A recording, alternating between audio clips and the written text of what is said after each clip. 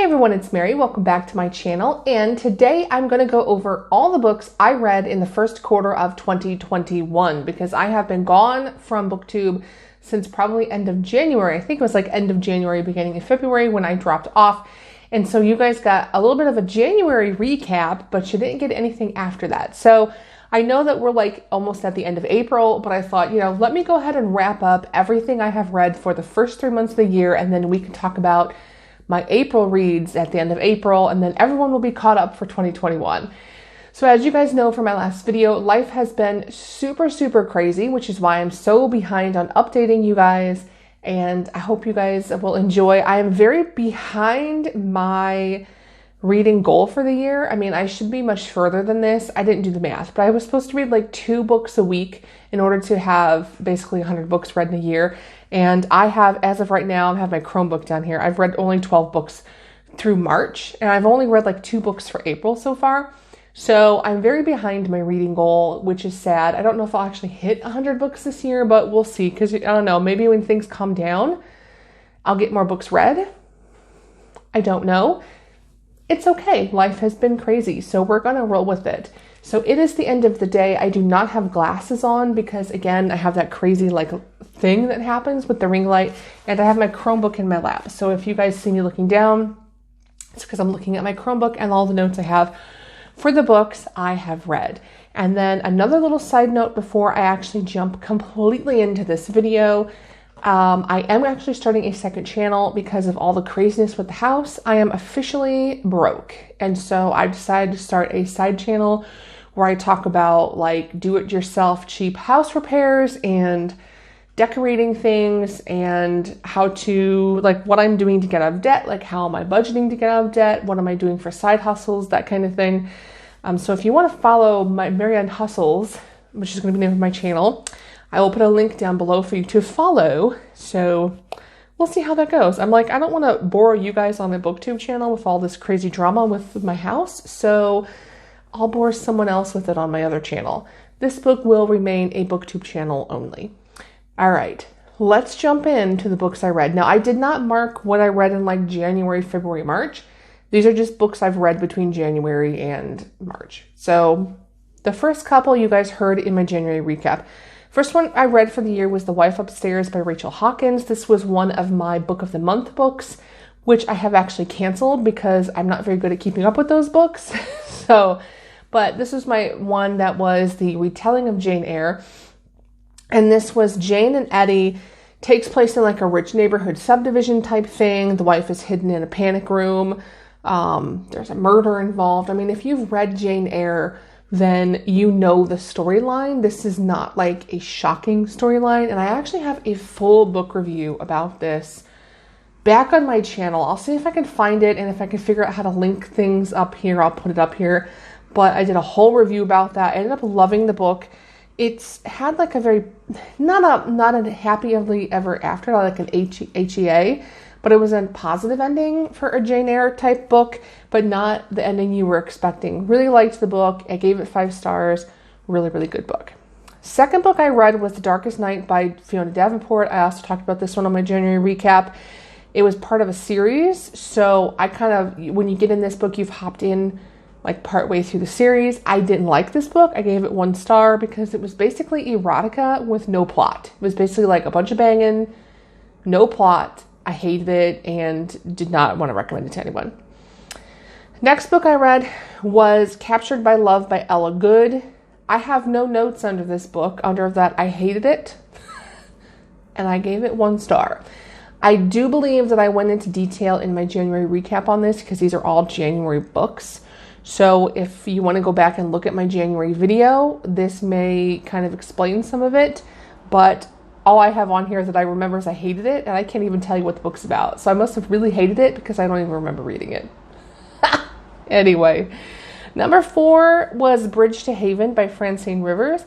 This is another book I talked about in depth on my review. Why is my thing moving? Creepy. Anyway, I talked about it in detail on a review. Again, if I can figure out how to link it up here, I will, so you guys can see what I thought of the book. And then after that, these are books that I have not talked about with you guys. Number 5 was Eye of the Storm by Ryan Stevenson. If you listen to Christian contemporary music, Ryan Stevenson is a pretty popular Christian singer, and I love his songs. His songs have a lot of depth, and this is actually his like memoir / autobiography about his life and about how God worked through his own story. So you learn about like his growing up and what he did as an adult and how he got into the music industry and some of the stories behind some of his songs that he has written. And I really like his music, so it was nice to kind of hear about how he got into music and some of the stories behind the songs. So I gave it 5 stars. If you're not a huge fan of Ryan Stevenson, maybe you wouldn't give it 5 stars, but I really enjoyed it because I am a fan of his music. So that was a nonfiction book. I don't read a lot of nonfiction, but I did really enjoy that one. Number 6 was called Kissed at Twilight by Miriam Munger. I gave this one 3 stars. It's a really cute book overall, and it was a really fun read. It has a lot of like cheesy sections in it. So you have these 2 characters. You have Lynette, who is the sister-in-law of a duke, and you have Adam, who's the town doctor, and they meet each other and fall in love. It's just kind of cheesy, kind of has some odd dialogue that's a little like unnatural, but it was a really sweet read and a fun read, and it was a good one. I gave it 3 stars because I liked it, but I didn't really love it, and it was kind of predictable. So like them meeting and falling in love, the whole plot was just kind of predictable, but I did like the book, and I would recommend it as like maybe a fun beach read this summer, or like a fun read to take on vacation or something. Number 7, and actually the next few, there's like 2 or 3 here. When I did my videos about my favorite tropes and my least favorite tropes, people started recommending, different books that were like in the tropes I liked and all that. And so this actually falls into like the mafia category. I talked a little bit about how I enjoy mafia stories, and this one's called Our Little Secret by Bonnie R. Paulsen. It is the story of Mia and Leonardo. Her parents are divorced, but her father is like a member of the mafia, and her mother ends up marrying a mob boss of the Capone family, which is like a rival family. So I guess the Rossis and the Capones are rivals, and they fall in love. But actually Mia and Leonardo met on a trip to Portland. She had a trip to Portland, and so they met and fell in love while she had this like little vacation fling. And then she gets back and she meets her mother's new husband, and oh darn, it's Leonardo's dad. And so there's this like awkwardness of like, our parents are married, but we really had a good fling in Portland. And so it was just like that whole like awkwardness. But what I liked about this one is that it was a mafia romance, but it was clean romance. So there was no gore and blood and guts and all of that. It wasn't as raunchy. So I really enjoyed that, but it was still interesting because it was true to mafia. You just didn't see the violence on screen, so to speak. So I really liked it. Again, sorry I'm looking down so much because I'm reading from my notes. But I really, really liked this one. I did give this one 5 stars. Really, really loved it. And I actually want to read the rest of the series because there are more books in the series. So I have this on my list of like series that I would like to continue down the road. All right. So the next 2 are the ones I was kind of referring more to about tropes I hated. And I actually told people when I did the tropes I hated, like, if there's a book you really love in this trope, recommend it to me. I'll read it and I'll see if I was wrong. So these 2 are actually from secret baby tropes or surprise baby tropes. And I hate that. I hate it. It's like my least favorite thing in the whole entire world to read. But these books were done really, really well. So number 8 was called One Moment Please by Amy Daws. And it's Josh and Lindsay, again, surprise baby trope. But it's one of the best surprise baby books I have ever read. And I gave it 5 stars, which I never thought I would ever say. So it is an issue of a failed condom use, basically. So it's really awkward. I'm going to ruin some of the plot, but it won't ruin the whole plot. So the story goes that these 2 meet each other, they sleep together, and obviously the condom doesn't work because she ends up getting pregnant. So she goes to the hospital because they think that she's got the stomach flu, and she's in the emergency room and she's getting all these tests ran, and lo and behold, the doctor that shows up to treat her in the emergency room is this guy that she had like a one-night stand with and who is the baby daddy. And he has to be like, so your test came back showing you're pregnant. Is there something you want to tell me? Super awkward. Super, super awkward. And they both find out she's pregnant kind of at the same time. But it was really good. It was one of the best, like, surprise baby, not really secret baby, but it's like a surprise baby trope. And I really liked the book. Like, really enjoyed this book. It was fun. I would read it again, surprisingly. So 5 stars for One Moment Please by Amy Daws. Another really good one that I enjoyed was called A Lie for a Lie by Helena. Is it Helena or Helena? Helena Hunting? I'm going to go with Helena. And this is both a secret baby romance and a sports romance. 2 types of romance I absolutely hate. Again, I loved this book and I gave it 5 stars. So you have RJ and Rainey, and the way it works is that Rainey is going on an Alaskan vacation and she's like booked everything online. She's got this super cool cabin and she can't wait to go on her Alaskan vacation. She ends up bumping into RJ in Alaska and they share like an Uber or a cab or something of that nature. I can't remember if it was an Uber or what. I think it was an Uber. Long story short, they drop her off at her cabin and he's like, this is not what they thought it was in the pictures. If you can't handle it, I'm literally down the road. Let me know and I'll come, I'll stay with you. She's like, no, I've got it. It's fine. Well, obviously one night in this cabin and everything goes wrong. There's like no internet, there's no electric. And she finally is like, dude, I can't stay here. Can I stay with you for like the one night? And she ends up staying multiple. They become friends. And throughout this vacation, they fall in love with each other and they sleep together and everything. But what she doesn't know is that RJ is actually a hockey player and he has been keeping his true identity a secret from her because he has all these adoring girls that are trying to chase him, get in his pants, and she has no clue who he is. So he just doesn't even tell her his name. He lies.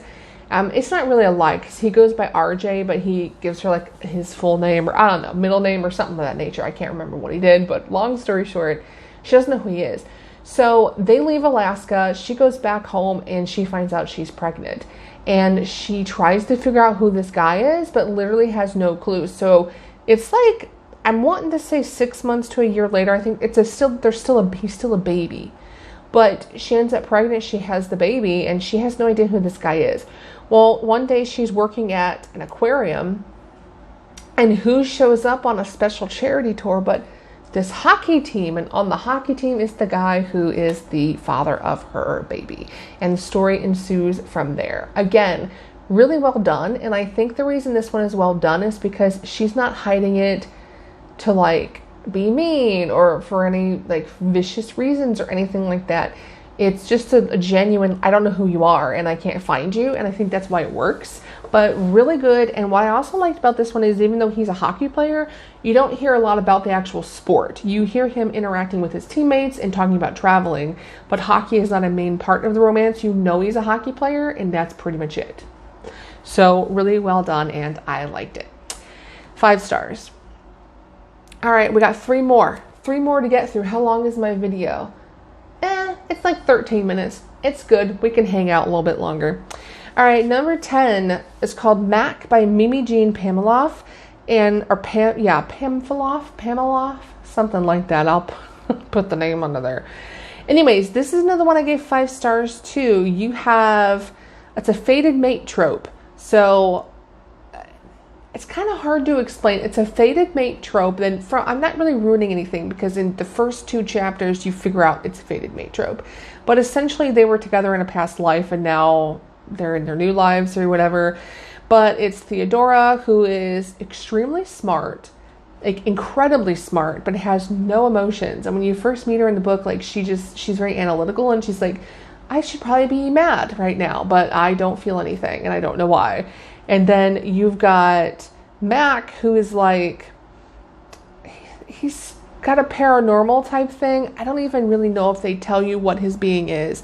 But long story short, they meet each other, and the moment that they meet, suddenly this woman who's like not had any emotions feels emotions for the first time in her life. And it's later explained that it's a fated mate trope. They were together in a past life, and there's a whole complicated paranormal supernatural type story that goes along with this, but it was actually really good.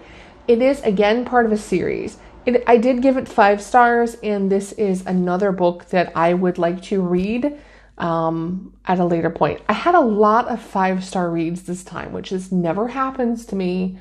So enjoy it while you can, because my April books have not been 5 stars. Just saying. But anyway. All right, next one. I gave this one 4 stars. This is called Condemned to Love by Siobhan Davis. You have Ben and Sierra. This is another mafia romance, because you guys know I've been like all on the mafia romances lately, and this was another good one. But this one is very much like blood and gore and violence that you would expect to see in a mafia book. It was well done, but it's there, and I'm not liking that, which is, I gave it 4 stars because I'm not liking that as much as I did before. I don't like all that. I'm starting to try to get away from some of that stuff. So Ben and Sierra are childhood friends. He was dating her older sister, and she had a massive crush on her. And then at one point he breaks up with her older sister, goes on with their lives, blah, blah, blah, blah, blah. It is now several years later, and without ruining too much of the story, Ben has joined the mafia. And so it's an issue of he actually ends up saving her in Las Vegas from being, trapped in some kind of mafia, like sex ring type thing, and they reconnect and fall in love. But it was definitely a mafia romance, again, part of a series. I don't know that I would continue this series, again, just because of the violence and gore, but I did like the story overall. I mean, I thought the love story between Ben and Sierra was very sweet. And then the last book I read, this one was in March, I gave 4 stars, and it was actually a trilogy. So actually I didn't read 12 books. I read 15 if you did the math, because I read a trilogy. But the trilogy that I read were all from Tori Leigh. They were short books, so it was a trilogy, but it really, realistically, could have been one giant book. She did like, almost like, it's not called a serial, because it wasn't a serial. It was definitely had like, it was 3 separate books, but they were short books. So, I mean, lengthwise, it was probably the length of like one full novel. And it was the Midnight Royals trilogy, which is a vampire trilogy. It was Traded was the first book, Chosen was the second book, and Claimed was the last book.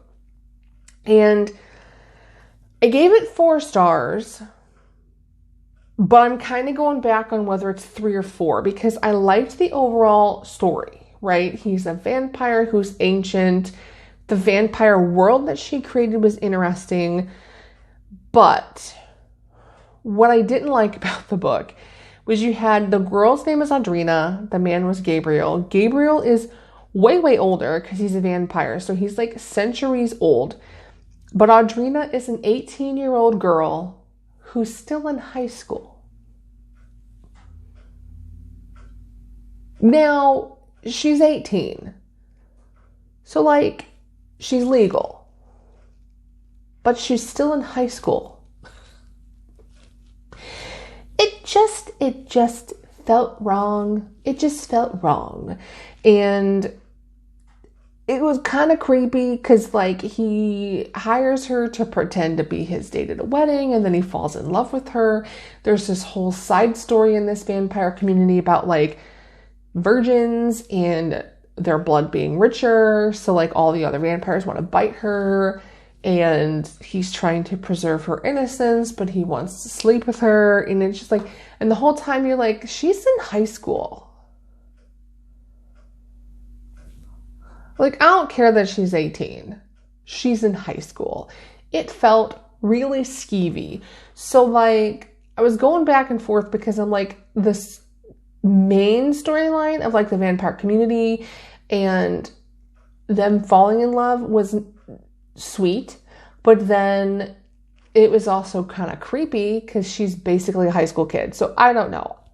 I might give it I said 4, maybe a 3, 4-ish, definitely not a 5, but it also wasn't a 1 or 2 because of a good story. I just wish she would have been like maybe a college student or something, not a high school student. It was weird. I didn't like it. So those are actually I said 12 books, but it's really 15 if you count the trilogy at the end, books that I read for the first quarter of 2021. And I would be interested in seeing what are some of your favorite books that you read for the first part of the year. And I think we're all caught up. So next week we can start in with my April reads and my Tag Tuesdays and all that fun stuff. Yay! All right, guys, it's the end of the day. I need to take a shower and go to bed because I have to work tomorrow. Have a good night. I will talk to you all later. Bye.